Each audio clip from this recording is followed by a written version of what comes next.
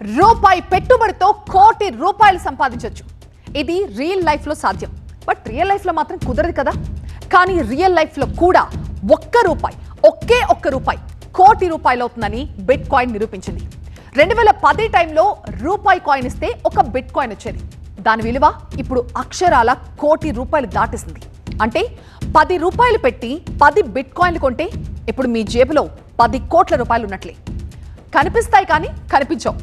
డబ్బులు ఉన్నట్లే అనిపిస్తాయి కానీ ఉండవు. చేత్తో తాకలేము, పర్సులో పెట్టుకోలేము. ఒక్క కాయిన్ సాధిస్తే లైఫ్ సెటిల్ అయిపోద్దంతే. కన్ఫ్యూజింగ్ గా ఉన్న క్రిప్టో కరెన్సీ అంటే ఇదే. క్రిప్టో వరల్డ్ లో బిట్ కాయిన్ సరికొత్త రికార్డులు క్రియేట్ చేస్తోంది. బిట్ కాయిన్ తన రికార్డులను తానే బద్దలు కొడుతోంది. అన్ని రికార్డులను చెరిపేసి మరీ దూసుకెళ్తోంది. దాని రేటు ఇప్పుడు $1,00,000 దాటిపోయింది.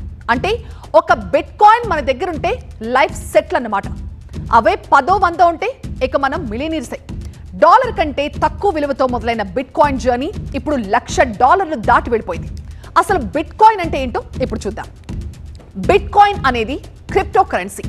సెంట్రల్ బ్యాంకులు, ప్రభుత్వ నియంత్రణలో ఇది ఉండదు. ఈ డిజిటల్ కరెన్సీతో ఆన్లైన్ చెల్లింపులు చేయొచ్చు. బ్లాక్ చైన్ టెక్నాలజీ అలాగే లెడ్జర్లో దీని లావాదేవీలను రికార్డ్ అవుతాయి. దీన్ని భౌతికంగా చూడలేం, ఆన్లైన్లో మాత్రమే ఇది ఉంటుంది. బిట్ కాయిన్ లావాదేవీలు పీర్ టు పీర్ అంటే వ్యక్తుల మధ్య మాత్రమే జరుగుతాయి. బిట్ కాయిన్ చట్టబద్ధత దేశాన్ని బట్టి మారుతూ ఉంటుంది. ఇవాళ బిట్ కాయిన్ రేట్ ఎంతో తెలుసా?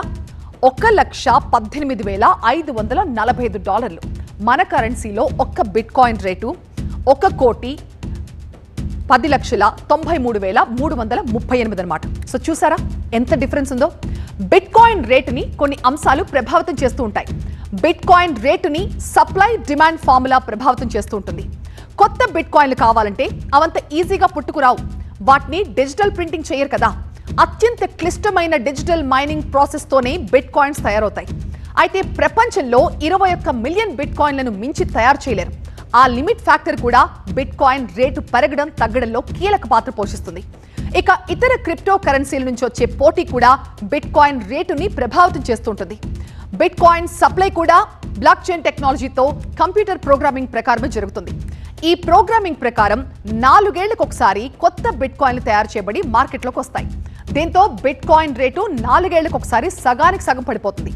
కొత్త బిట్ కాయిన్లు మార్కెట్లోకి వచ్చిన సంఖ్యను బట్టి దాని రేట్ని అడ్జస్ట్ చేస్తారు. ఇక 2009 నుంచి 2025 దాకా బిట్ కాయిన్ రేటు ప్రస్థానం మన ఇండియన్ రూపీస్లో దాని హైస్ అండ్ లోస్ ఏంటో ఒకసారి చూద్దాం. సో 2009లో 0, 2010లో ₹1 నుంచి ₹10 వరకు ఉంది. 2011లో ₹10 నుంచి ₹200 అయింది. అలాగే 2012లో ₹10 నుంచి ₹700 కూడా చూసింది. 2013లో అయితే 700 నుంచి 50,000 వరకు చూసింది.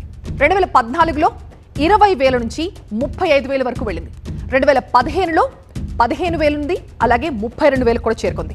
2016లో 25,000 అలాగే 60,000 నెంబర్ను కూడా చూసింది.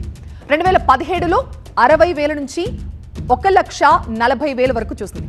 ఇక 2018లో దీని ప్రైస్ చూస్తే గనక గతంతో పోల్స్తే అనేక రికార్డులను బ్రేక్ చేస్తూ ఇది 2 లక్షల నుంచి 9 లక్షలకు వెళ్ళిపోయింది. అలాగే 2019లో 9,39,176 నుంచి 2,45,382 లో టైంని కూడా చూసింది.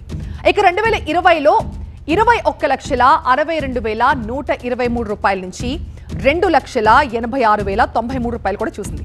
ఇలా అంతకంతకు దాని సంఖ్యను పెంచుకుంటూ పోయింది బిట్ కాయిన్. ఇక 2010లో మీరు ఒక ₹18,000 బిట్ కాయిన్లలో పెట్టుబడి పెట్టుంటే అది వాళ్ళు ఎంత అవుతుందో తెలుసా? అదే స్టాక్ మార్కెట్లో పెడితే ఎంత అవుతుందో తెలుసా? గోల్డ్లో పెట్టుబడి పెడితే ఎంత అయ్యేదో తెలుసా? గోల్డ్ 2010లో మీరు 10 గ్రాముల 22 క్యారెట్ల బంగారం కనుక కొనుంటే అది 18,000 ఉండేది. అదే గోల్డ్ 2025లో 10 గ్రాములు 22 క్యారెట్ల బంగారం 91,000 ఉండేది. స్టాక్ మార్కెట్లో 2010లో మీరు ఒక 18,000 పెట్టుబడి పెట్టుంటే అది 2025లో 3 లక్షలు అవుతుంది. కానీ బిట్ కాయిన్ 2010లో మీరు గనక 18,000 పెట్టుబడి పెట్టుంటే ఆ 18,000 బిట్ కాయిన్లు వస్తాయి. 2025లో దాని రేటు 18,000 కోట్లు అన్నమాట.